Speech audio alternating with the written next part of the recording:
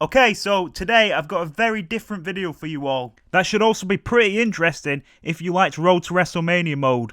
Recently, I noticed that the lead writer for Road to WrestleMania mode, Justin Leeper, was commenting on my videos. So I thought, why not ask Justin if he'd be interested in talking, with the hopes of a behind the scenes kind of video being done. He accepted the invite to talk, thank you Justin, and for the past few days, we've been talking about his time working on Road to WrestleMania mode. So before the video actually starts, make sure to give Justin a follow on Twitter. The link to his Twitter will be in the description. So here is the 5 things you did not know about Road to WrestleMania mode. Number 1. Road to WrestleMania scripts were written way before the game would release. Road to WrestleMania scripts had to be written and finished by October, which would be 12 to 13 months before the game would actually release. WWE would then have to approve the scripts by December, and then the cutscenes would begin shooting in January. This also means that the Shawn Michaels SmackDown vs. Raw 2010 Road to WrestleMania storyline was not wrote with the JBL rivalry in mind, which happened months after the script was completed. That means it just made it a coincidence that it happened. Number 2. Chris Jericho's Road to WrestleMania storyline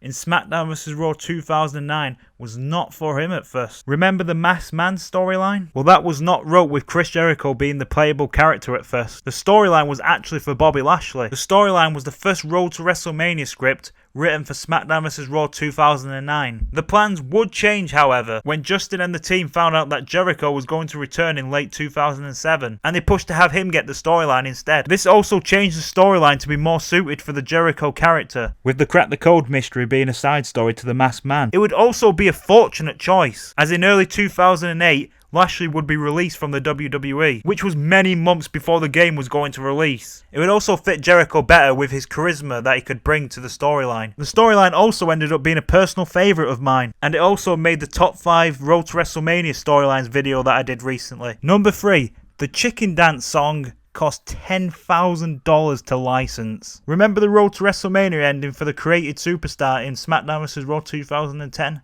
If you don't, here's a quick look back at it.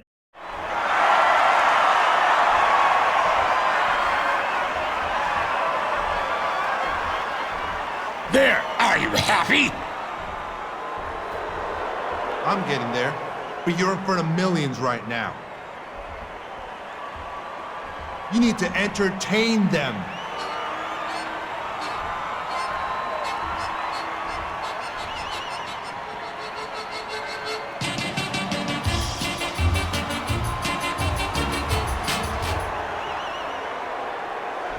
Are you people satisfied by that?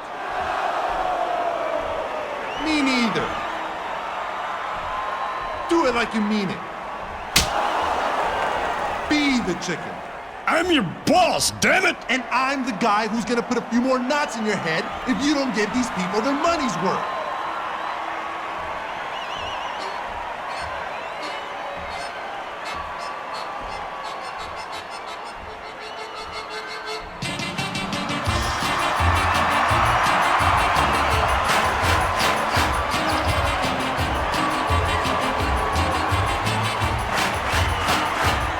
The use of the Chicken Dance song would cost $10,000. Yes, $10,000 to license in the game. That version of the Chicken Dance song was the one that Justin liked the best, but it sure wasn't the cheapest. For the laughs it would bring, I think it was worth it. Number 4. Bryan Kendrick's close roster call in SmackDown vs. Raw 2010. Bryan Kendrick was included in 2 Road to WrestleMania storylines. He would appear in the Mickie James storyline, where he played a big part as the love interest of Mickie James. He would also make a short appearance in the Shawn Michaels storyline too. Being included in these storylines would end up being a huge help to Kendrick, because if they didn't write him into the storylines, he wouldn't have made the roster cut for the game. Kendrick would end up being released by the WWE in July 2009, which was months before the release of SmackDown vs. Raw 2010. Kendrick was quite thankful for his inclusion in Road to WrestleMania mode, and he even tracked Justin down to express his gratitude for writing him into the storylines that got him into the game, which was nothing but class on Kendrick's part. Number 5. A hidden blooper that we all missed. Ric Flair did voice acting work for SmackDown vs. Raw 2009, and during the voiceover session,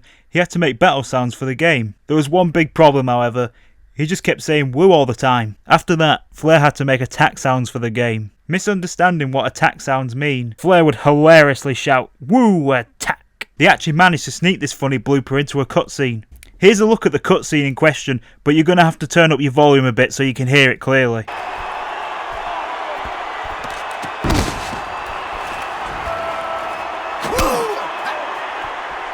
So that's the end of today's video, and I hope you all enjoyed these 5 behind the scenes stories about Road to WrestleMania mode. There's actually a few more stories to talk about, so it'd be great if you could let me know in the comments if you'd like to see a part 2 to this video with even more stories. You could also let me know in the comments if you want to see more talking style videos. If you did enjoy this video, I would really appreciate a like on it, and if you're not subscribed with notifications on, please do that today. Please click that bell, I really need views. And lastly, I want to give a huge thank you to Justin for sending over the information for the video. Don't forget to follow him on Twitter. The link will be in the description. You can send him your tweets about Road to WrestleMania mode, you can ask him questions. Just don't forget to follow him on Twitter. Thanks for checking this video out, and I'll see you all in the next video.